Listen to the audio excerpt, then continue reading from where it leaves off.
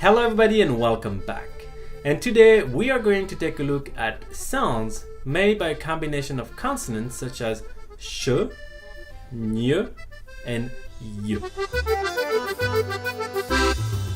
We already talked a little bit about the letter H, which on its own doesn't make any sound, but when it's combined with the letter C, it makes the sound sh.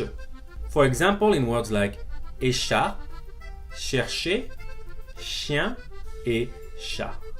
But of course, there is exceptions to the rule.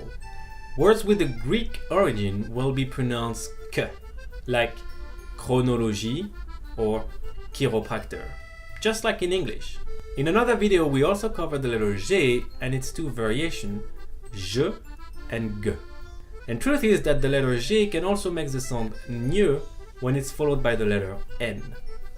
You'll find this sound in words like montagne, campagne, oignon, gagner, ou espagnol. All of these words have been pulled from our French course. Hit the link in the description to learn and practice with them into context. And the last sound we're going to see today is the sound y. We've seen in another video that the letter Y can make this sound. If you've missed it, you can just click on the video link on your screen, or you can just refresh your memory. But there are two other ways to make this sound, IL and ILL.